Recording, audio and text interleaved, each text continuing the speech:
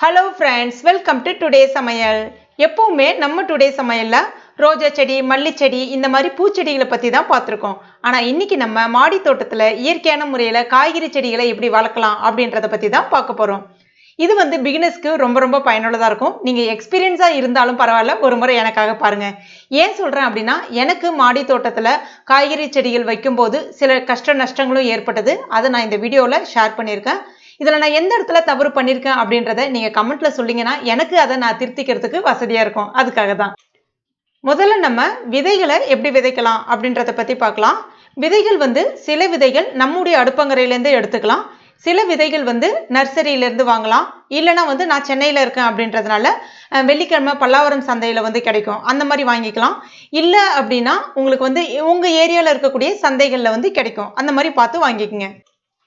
அடுத்ததா விதை நடுறதுக்கு உண்டான மண்கலவை எப்படி இருக்குன்னு பார்த்தீங்கன்னா, இதில் வந்து கம்போஸ்ட்னு சொல்லக்கூடிய உரங்கள் வந்து எதுவும் இருக்கக்கூடாது. மண் இருக்கலாம், கூடவே தேங்காய் நார் இருக்கலாம். நான் இன்னைக்கு எப்படி எடுத்திருக்கேன்னு பார்த்தீங்கன்னா, 50% வந்து மண்ணும் 50% வந்து தேங்காய் நாரும் ரெண்டுத்தையும் கலந்துட்டு எடுத்திருக்கேன். ஏன்னா வந்து எப்பவுமே விதை நடுறதுக்கு வந்து கம்போஸ்ட்னு சொல்லக்கூடிய உரங்கள் வந்து இருக்கக்கூடாது. அந்த மாதிரி உரங்கள் இருந்துச்சுன்னா செடி வந்து வராது. உங்ககிட்ட தேங்காய் நார் இல்லை, வெறும் மண் மட்டும்தான் இருக்குன்னா மண்ணை மட்டுமே பயன்படுத்திக்கலாம். தோட்டத்து மண் இருந்தாலும் பரவாயில்ல. முதல்ல நம்ம வெண்டை விதை, அதாவது வெண்டைக்காய் விதை வந்து விதைச்சிடலாம். ஒரு விதையை எடுத்துக்கங்க. விதை வந்து பார்க்கறதுக்கு இப்படி தான் இருக்கும். விதை பேக்கெட் வந்து பார்த்தீங்கன்னா நாட்டு வெண்டைக்காய்ன்னு சொல்லிட்டு நர்சரியில் கிடைக்கும். பேக்கெட் 5 ரூபா 10 ரூபா அந்த மாதிரி தான் இருக்கும் உங்களுக்கு. அது ஒரு விதையை எடுத்துட்டு, அதாவது நம்மளுடைய ஆள்காட்டி விரலால இந்த பள்ளம், அதாவது ஒரு கோடு வருது இல்லையா, இந்த கோடு அளவுக்கு ஒரு சின்ன பள்ளம் போட்டுட்டு அதில் வந்து விதையை போட்டுட்டு இப்படி வந்து மூடிடலாம். இல்லைன்னா ஜஸ்ட் விதையை வந்து அந்த விரலோடய எடுத்துகிட்டு போயிட்டு லைட்டாக உள்ளே எடுத்துட்டு மறுபடியும் மேலே மூடுறதா இருந்தாலும் மூடிடலாம். அந்த மாதிரி நான் க்ரோ பேக் வந்து பார்த்தீங்கன்னா, இந்த க்ரோ பேக் வந்து ஆன்லைனில் வாங்கியிருந்தேன். இது ரொம்ப ரொம்ப கம்மியாக இருந்துச்சு. 15 க்ரோ பேக் வந்து வாங்கியிருந்தேன். இந்த க்ரோ பேக் வந்து 350 ரூபா வரும். அதாவது 15 க்ரோ பேக் 350 ரூபா வரும். 10க்கு 12 அந்த சைஸ் வந்து இது வந்து நம்ம அமேசான்லலாம் நம்ம எதாவது பார்சல் வாங்கணும் அப்படின்னா உங்களுக்கு வந்து ஒரு கவர் ஒன்று தருவாங்க இல்லையா, கிட்டத்தட்ட அந்த மாதிரி தான் இருக்கும். இதனோட லைஃப் வந்து பார்த்தீங்கன்னா உங்களுக்கு ஒரு 4லேருந்து 5 வருஷம் வரும் அப்படின்றாங்க. இது வந்து நம்ம அடிக்கடி வந்து ஒரு இடத்துலேருந்து இன்னொரு இடத்துக்கு வந்து மூவ் பண்ண முடியாது. இந்த க்ரோ பேக்கை கொஞ்சம் லேசியாக தான் இருக்கும். ஆனால் காய்கறிகள் செடி வைக்கிறதுக்கு ரொம்ப ஈஸியாக இருக்குது. அது மாதிரி க்ரோ பேக்கில் அடியில் வந்து சின்ன சின்ன ஓட்டையும் இருக்குது. அதாவது அந்த ட்ரைனேஜ் தண்ணி வந்து வெளியேறதுக்காக, எக்ஸ்ட்ரா தண்ணி வெளியேறதுக்காக சின்ன ஓட்டைகளும் அழகாக பண்ணியிருக்காங்க. அதனுடைய லிங்க் வேணால் இந்த வீடியோக்கு கீழே இருக்கக்கூடிய டிஸ்கிரிப்ஷன் பாக்ஸில் கொடுக்குறேன், நீங்கள் போய் செக் பண்ணி பார்த்துக்குங்க. அடுத்ததான் முள்ளங்கி. இதுவும் நான் நர்சரியிலேருந்து தான் வாங்கியிருந்தேன். முள்ளங்கியும் நம்ம எப்படி வந்து வெண்டைக்காய் விதை வச்சோமோ அதே மாதிரி தான் ஒரு சின்ன ஆள்காட்டி விரலால் இந்த மாதிரி பள்ளம் போட்டு அதில் வந்து விதைகளை வந்து போட்டுட்டு மூடிடலாம். அதே மாதிரி வந்து இடைவெளி வந்து பார்த்தீங்கன்னா சரியாக வந்து ஒரு 2 இன்ச்சு 3 இன்ச்சு இடைவெளி விட்டிங்கன்னா சரியாக இருக்கும். அந்த கிழங்கு வந்து நல்ல பெருத்து வரத்துக்கு வசதியாக இருக்கும். அடுத்ததான் வந்து பார்த்தீங்கன்னா, இந்த விதைகள்லாம் நான் வந்து ஆன்லைனில் வாங்கியிருந்தேன். கிட்டத்தட்ட ஒரு 40 விதமான விதைகள் இந்த மாதிரி குட்டி குட்டி பேக்கெட்டில் இருக்கும். ஆனால் அந்த லிங்க் நான் இங்கே தரலை. ஏன்னா வந்து சில விதைகள் வந்து ஃபெயிலியர் ஆகிடுச்சு. சில விதைகள் வந்து சேமாகவே, அதாவது உதாரணத்துக்கு தக்காளி விதை இருக்குது அப்படின்னா தக்காளி விதை அப்படின்னு சொல்லிட்டு கவர் போட்டிருக்காங்க. அடுத்ததாக பச்சை மிளகாய் கவர் போட்டிருக்காங்க. ஆனால் அதுலேயே தக்காளி விதைகள் தான் இருக்குது, பச்சை மிளகாய் விதைகள் இல்லை. ஸோ அந்த மாதிரி நிறைய வந்து கொஞ்சம் ஏமாற்று வேலைகளும் இதில் இருக்குது. அதனால் இந்த லிங்கை தரலை. ஒரு தடவை வாங்கிட்டேன். கிட்டத்தட்ட வந்து பார்த்தீங்கன்னா 40 வகைகள் கொண்ட விதைகள் வந்து 165 ரூபாயோ நம்ம பேக்கெட் அப்படி வாங்கியிருந்தேன் நான். இது வந்து பார்த்தீங்கன்னா யூஸ் அண்ட் த்ரோ கப்பு இருக்கு இல்லையா, அந்த கொஞ்சம் பெரிய கப்பாக எடுத்துங்க. இதில் வந்து அதே மண் கலவை தான் நான் சேர்த்துருக்கேன். அதே மாதிரி கொஞ்சமாக லைட்டாக போட்டுட்டு மேலே மண் தூவலாம். இல்லைன்னா ஒரு மாதிரி பள்ள மாதிரி லைட்டாக ஒரு சின்ன பள்ள மாதிரி போட்டுட்டு விதைகளை வந்து நம்ம தூவி விடலாம். அடுத்ததான் வெள்ளரி விதை. அதுக்கு அடுத்ததான் முட்டைக்கோஸ். ஜஸ்ட் கொஞ்சமாக லைட்டாக ஒரு பள்ள மாதிரி போட்டுட்டு அதில் வந்து விதைகளை போட்டுட்டு அப்படியே மூடிட வேண்டியதான், அவ்வளோதான். அதுக்கு அடுத்ததான் பாவக்காய். 3 விதை போடுறேன்.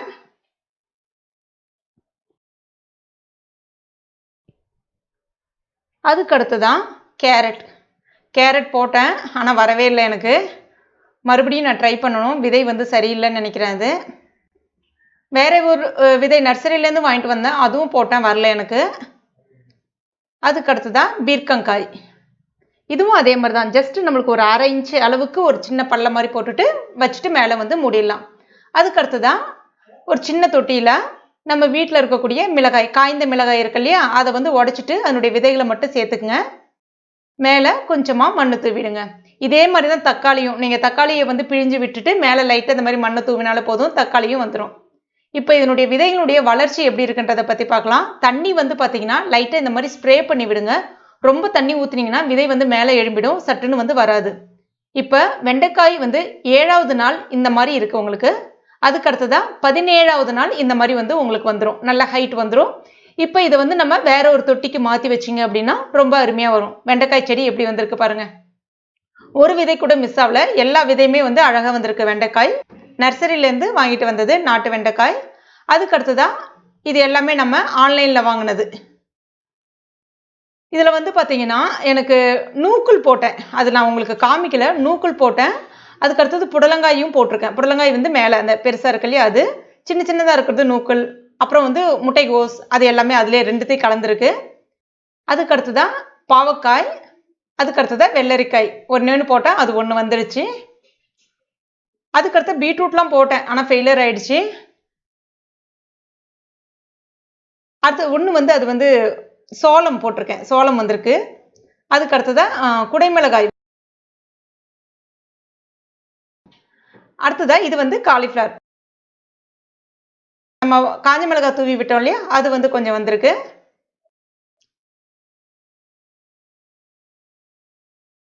வந்து பார்த்தீங்கன்னா உருளைக்கிழங்கு ரொம்ப அபாரமாக சூப்பராக வருதுங்க. எப்படின்னு பார்த்தீங்கன்னா, நம்ம உருளைக்கிழங்கு கடையில் வாங்குறோம் இல்லையா, அது நம்ம வீட்டில் வச்சுருந்தோன்னா கொஞ்ச நாள்லேயே வந்து சின்ன சின்னதாக அந்த கூர் மாதிரி அதுலேருந்து வர ஆரம்பிச்சிரும். அந்த உருளைக்கிழங்கை ரெண்டாக வந்து வெட்டிக்குங்க. ரெண்டாக வெட்டிட்டு அந்த வெட்டின பகுதியை வந்து கீழ்ப்பக்கமாக வச்சுருங்க. மண்ணில் சும்மா லைட்டாக புதைஞ்ச மாதிரி வச்சா போதும், ரொம்ப உள்ளே புதைக்கணும்னு கிடையாது. அந்த கூர் தெரியுது பாருங்கள், இந்த மாதிரி வச்சாலே போதும். அழகாக 7 நாள்லேயே நல்ல ஹைட்டு கடகடன்னு வருது. ஆனால் ஒரு சின்ன ஒரு ட்ராபேக் என்ன அப்படின்னு பார்த்தீங்கன்னா, அந்த உருளைக்கிழங்குடைய இலையில வந்து குட்டி குட்டியாக பச்சை புழு வந்து வருது. அதை மேனேஜ் பண்ணுறது ரொம்ப கஷ்டமாக தான் இருக்குது. பார்க்கலாம் அதனுடைய வளர்ச்சி எப்படி இருக்குன்றதை நம்ம அப்புறமா பார்க்கலாம். அதுக்கு அடுத்ததாக வந்து பார்த்தீங்கன்னா கொத்தவரங்காய் வச்சோம் இல்லையா, அது வந்து 3 விதை போட்டோம், 3மே வந்துடுச்சு அழகா. அடுத்ததான் இது வந்து முள்ளங்கி. அதுக்கு அடுத்துதான் இது வந்து பார்த்தீங்கன்னா, நான் காய் கழிவுகள் எப்பயுமே செடிகளுக்கு ஊற்றுவேன் இல்லையா, ரோஜா செடி. வீட்டில் வந்து காஞ்ச மிளகாய் டப்பா இருந்துச்சு இல்லையா, அதை க்ளீன் பண்ணிவிட்டு அந்த காய் கழுவுற தண்ணியிலே வந்து ஊற்றி வச்சுருந்தேன். அந்த தண்ணியை வந்து தூக்கிட்டு வந்து இதில் ஊற்றினேன். ஃபுல்லாகவே எல்லாம் வந்து மிளகாய் செடியாக முளைஞ்சிடுச்சு. அடுத்ததா மண் கலவை ரெடி பண்ணியிருக்கேன். மண் கலவை எப்படி ரெடி பண்ணிருக்கேன்னு பார்த்தீங்கன்னா, 40% வந்து தேங்காய் நார், 30% வந்து மண், 30% வந்து இது மண்புழு உரம் வந்து சேர்த்துருக்கேன். 3த்தையும் நல்லா வந்து கலந்துட்டு ரெடி பண்ணி வச்சுருக்கேன். கலந்துட்டு ஃபஸ்ட்டு டேவே வந்து நான் வைக்கல, எல்லாத்தையும் வந்து க்ரோ பேக்கில் வந்து எல்லாத்தையும் மாற்றிட்டேன். நான் எல்லாத்தையுமே வந்து க்ரோ பேக்கில் மாற்றிட்டு அதுக்கப்புறம் ஒரு நாள் அப்படியே விட்டுட்டேன். ஒரு நாள் விட்டுட்டு மறாவது நாள் தான் வந்து நான் செடியை வந்து மாற்றி வைக்க போகிறேன். இப்போ முதல்ல நம்ம வெண்டை செடியை வந்து வச்சிடலாம். ஜஸ்ட் அந்த மாதிரி நம்ம லைட்டாக தண்ணி கொஞ்சம் நிறைய விட்டுட்டு இப்படி பிடுங்கினாலே போதும், அழகாக வந்து வேரோடு சேர்ந்து வந்துடும். ரொம்ப அந்த மண்ணோட தான் வரணும்னு கிடையாது, வேர் கொஞ்சம் டேமேஜ் ஆகாமல் வந்தாலே போதும், சூப்பராக வரும். ஒரு சின்ன பள்ளம் போட்டுட்டு வச்சிடலாம், அவ்வளோதான். அதே மாதிரி இன்னொன்று நம்ம வச்சிடலாம். ஒரே க்ரோ பேக்கில் 2 செடி வைக்கலாம், இல்லைனா 3 செடி வைக்கலாம். அடுத்ததான் வந்து பார்த்தீங்கன்னா, மண் வந்து அந்த க்ரோ பேக்கில் ஃபுல்லாக நிரப்பியிருக்க மாட்டேன், ஒரு பாதி அளவுக்கு தான் நிரப்பியிருப்பேன். அதாவது நான் வந்து காய்கறி கழிவுகள்லாம் வந்து கொஞ்சம் போடுவேன்னு சொல்லியிருந்தேன் இல்லையா, அந்த காய்கறி கழிவுகளும் சேர்க்க அதுவும் வந்து ஒரு உரமாக மண் மாதிரி வந்து நல்ல ஹைட் வர ஆரம்பிச்சிடும். அதுக்காக எப்பயுமே நான் வந்து மண் கொஞ்சம் குறைச்சி தான் போடுவேன். சப்போஸ் மண் பத்தாத மாதிரி இருந்துச்சுன்னா செடி வளர்ச்சி அடையும் போது மேற்கொண்டு வேணால் நான் மண் வந்து மேலே சேர்த்துப்பேன். எடுத்தோடனே நிறைய மண் சேர்த்துட்டோம் அப்படின்னா அது வந்து அந்த அளவுக்கு வந்து சரியாக இருக்குமான்னு எனக்கு தெரியல. நான் எப்பவுமே இப்படி தான் பண்ணுறது, நல்லா வரும். ஆனால் அடுத்ததான் இது வந்து கத்திரிக்காய் நாற்று. இது வந்து பார்த்தீங்கன்னா, நம்ம காய்கறி கடைகளில் நல்ல முத்தன கத்திரிக்காவாக வாங்கிக்கங்க. கத்திரிக்காய் வந்து நல்ல முத்தன கத்திரிக்காவாக வாங்கிட்டு 4ஆக வெட்டிக்குங்க. கத்திரிக்காவை 4ஆக வெட்டிட்டு வெயிலில் காய வச்சுக்கங்க. அதுக்கப்புறமா அதாவது அந்த தோலோடைய அந்த விதையும் வந்து நல்லா காஞ்சி அந்த சதைப்பத்தில் வந்து ஒட்டிக்கிட்டு இருக்கும். அப்போ வந்து இந்த மாதிரி ஒரு சின்ன பாட்டில் வந்து நம்ம எப்படி வந்து காஞ்ச மிளகாய் விதைச்சோமோ அதே மாதிரி விதைச்சிட்டு மேலே கொஞ்சமாக மண் விட்டாலே போதும், ரொம்ப அருமையாக வளரும். அப்படி தான் பண்ணேன். அந்த வீடியோவை மிஸ் பண்ணிட்டேன், எங்கே மிஸ் பண்ணேன்னு தெரியல. அதே மாதிரி தான் நம்ம முத்தின கத்திரிக்காய் வந்து நம்ம வெஜிடபிள் வேஸ்ட்டில் ஏதாவது ஒரு விதைகள் எதை மாதிரி இருந்துச்சுன்னா அந்த மாதிரி வந்தது தான் பார்த்தீங்கன்னா இது, அதாவது முருங்கை செடியோட அந்த தண்ணி வந்து ஊற்றுறேன் இல்லையா, அதுலேருந்து 2-3 செடி அந்த மாதிரி கூட வளர்ந்துருக்கு பாருங்க. ரொம்ப ஈஸியாக வளரும் கத்திரிக்காய். ஆனால் விதை மட்டும் கொஞ்சம் நல்ல முத்தனதாக இருக்கணும். அப்போ தான் வந்து நல்லா வரும். இப்போ இதுவும் அதே மாதிரி தான். ஜஸ்ட் இந்த மாதிரி பிடுங்கிட்டு லைட்டாக ஒரு நம்ம வெண்டைக்காய் செடி வச்சோம்ல அதே மாதிரி வச்சாலே போதும். இது வந்து 2 அது என்ன கத்திரிக்காய் வந்து கொஞ்சம் நல்லா ஹைட் வரும். செடி வந்து நல்லா கொஞ்சம் அகலமாக வரும். அதாவது படர்ந்து வரும். அதனால ஒரு க்ரோ பேக்கு 2 வச்சிங்கன்னா சரியாக இருக்கும்.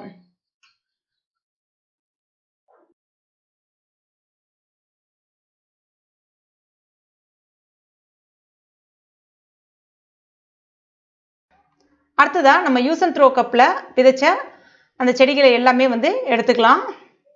ஜஸ்ட் அது கப்பை லைட்டாக அடியில் ப்ரெஸ் பண்ணிவிட்டு எடுத்திங்கன்னா அந்த மண்ணோடே அழகாக வரும். இல்லை அப்படின்னா சின்னதாக இந்த மாதிரி லைட்டாக எடுத்திங்கனாலே அந்த வேரோட அழகாக வந்துடும். பயப்படாமல் அழகாக பண்ணலாம். ரொம்ப ஈஸி தான்.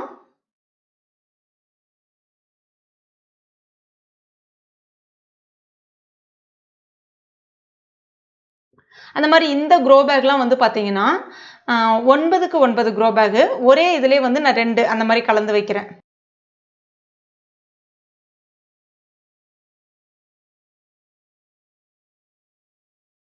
அடுத்ததா நூக்கல் வச்சுருக்கேன். முட்டைகோஸ் வைக்கிறேன். அதாவது ஒரே இதிலே வந்து பார்த்தீங்கன்னா 3 செடி 4 செடி வைக்கலாம் தாராளமாக. 9க்கு 9 அந்த பேக்லேயே வந்து 3 4 வைக்கலாம் போதும். நான் மறுபடியும் விதைகள் வந்து போட்டிருக்கேன். வேறு இதில் வந்து போட்டிருக்கேன்.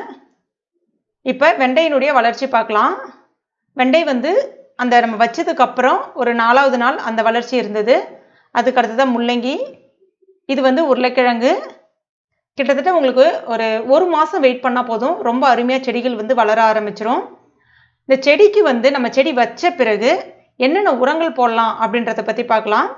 செடிகள் வச்ச பிறகு நீங்கள் ஒரு வாரத்துக்கு 7 நாளைக்கு ஒரு ட்ரிப்பு ஒரு கைப்பிடி அளவுக்கு மண்புழு உரம் இருந்தால் சேர்க்கலாம். இல்லை மண்புழு உரம் உங்ககிட்ட இல்லை அப்படின்னா கவுடங் சொல்லக்கூடிய மாட்டு கழிவு இருக்கு இல்லையா, அந்த மாட்டு சாணம் இருக்கு இல்லையா, அதை சேர்க்கலாம். காய்ந்த மாட்டு சாணமாக சேருங்க, பச்சை சேர்க்கக்கூடாது. இல்லைன்னா ஆடுனுடைய இது வந்து சேர்க்கலாம். அதுவும் இல்லை அப்படின்னா வீட்டில் வந்து காய்கறி கழிவுகள் இருக்கு இல்லையா, அதாவது டெய்லியும் யூஸ் பண்ணக்கூடிய காய்கறிகளுடைய தோலை வந்து மிக்சியில் நல்லா அடிச்சுட்டு நல்ல தண்ணியோட கலந்துட்டு நீங்கள் அதையும் ஊற்றலாம். ரொம்ப அருமையாக வரும். நான் அதை தான் வந்து பயன்படுத்திட்டு வரேன். ஆனால் 15 நாளைக்கு ஒரு ட்ரிப்பு ஒரு கைப்பிடி அளவுக்கு மண்புழு உரம் வந்து சேர்த்துட்டு வரேன். அடுத்ததா செடிகள் இருந்தாலே பூச்சி தொல்லைகள் நிறைய வரும். அதுலேயும் குறிப்பாக என்னால் மேனேஜ் பண்ண முடியாதது எதுன்னு பார்த்தீங்கன்னா முள்ளங்கியில் சின்ன சின்ன புழு வருது.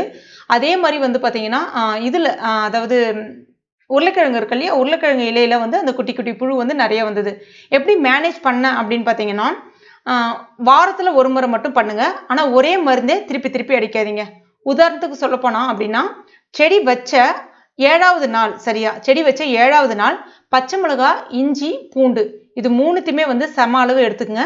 நல்லா அரைச்சிட்டு அதாவது அதனுடைய விழுது வந்து உங்களுக்கு ஒரு கைப்பிடி அளவுக்கு வருது அப்படின்னா அதை ஒரு 2 லிட்டர் இல்லை 3 லிட்டர் தண்ணியில் கூட கலந்துக்குங்க. வடிகட்டிட்டு அதை வந்து நீங்கள் ஸ்ப்ரே பண்ணலாம். ரொம்ப காரம் ஜாஸ்தியாக பண்ணாதீங்க. செடிகளுக்கு ஓவர் எரிச்சல் இருந்தாலும் செடிகள் இறக்கிறதுக்கு வாய்ப்புகள் இருக்குது. இப்போ 7வது நாள் இது பண்ணுறீங்க அப்படின்னா 14வது நாள் வந்து எப்பவுமே பூச்சி வந்த பிறகு கண்ட்ரோல் பண்ணுறது ரொம்ப கஷ்டமாயிடும். அதனால வர்றதுக்கு முன்னாடி அடிக்கிறது ரொம்ப நல்லது. 14வது நாள் என்ன பண்ணலான்னு பார்த்தீங்கன்னா ஒரு 5 ml அளவுக்கு வேப்ப எண்ணெய் வாங்கிக்கோங்க. அதை வந்து 1 லிட்டர் இல்லை 1.5 லிட்டர் அளவுக்கு தண்ணியில் கலந்துங்க. கூடவே ஒரு 3லிருந்து 4 சொட்டு அளவுக்கு துணி துவைக்கிற சோப்புனுடைய தண்ணி வந்து சேர்த்துக்கலாம். இல்லைன்னா வந்து டிஷ்வாஷ் லிக்விட் இருக்கு இல்லையா, அது வந்து 2 சொட்டு சேர்த்துக்கலாம். எதுக்காகனா அந்த எண்ணெய் வந்து அந்த தண்ணியோட கலக்கிறதுக்காக அந்த சோப்பு வந்து சேர்க்குறோம். அவ்வளோதான். சேர்த்துட்டு அதையும் நம்ம ஸ்ப்ரே பண்ணலாம்.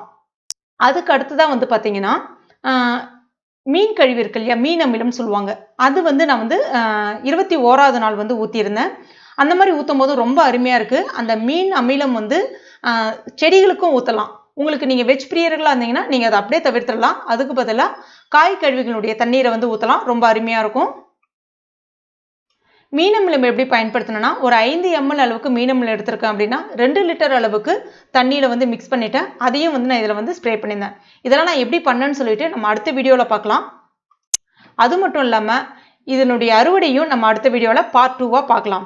நீங்களும் உங்கள் வீட்டில் விதைகள் ஏதாவது இருந்துச்சுன்னா இப்போவே விதைக்க ஆரம்பிச்சிருங்க. அது மட்டும் இல்லாமல் இதுக்கு கண்டிப்பாக தேங்காய் நார் தான் வேணும், மண்புழு உரம் தான் வேணும் அப்படிலாம் எதுவுமே கிடையாதுங்க. இல்லை மாடி தோட்டத்துக்கு பெரிய திட்டம் அமைக்கணுமா அப்படிலாம் எதுவுமே கிடையாது. வீட்டில் இருக்கக்கூடிய அரிசி பேகு இல்லைன்னா ஒரு சின்ன கவரு ஏதாவது ஒன்று எடுத்துங்க.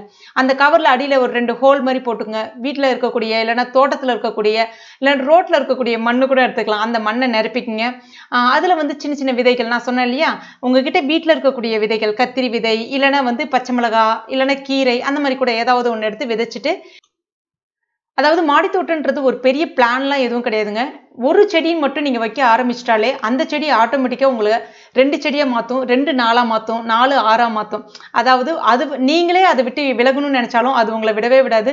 திருப்பி திருப்பி என்னை 2 ஆக்கு 3 ஆக்கு அப்படின்ற மாதிரி அதுவே உங்களை கூப்பிடும்.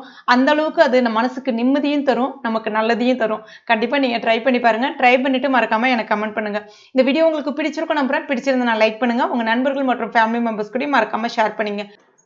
மேலும் இது போன்ற கார்டனிங் டிப்ஸ் மற்றும் டேஸ்டி ரெசிபிகளுக்கு நம்ம டுடே சமையல் இது வரைக்கும் நீங்கள் சப்ஸ்கிரைப் பண்ணாத நண்பர்கள் அதனை உடனே சப்ஸ்கிரைப் பண்ணீங்க. கூடவே மறக்காமல் அந்த பெல் நோட்டிஃபிகேஷன் சிம்பிளி ப்ரெஸ் பண்ணீங்க. தேங்க்யூ.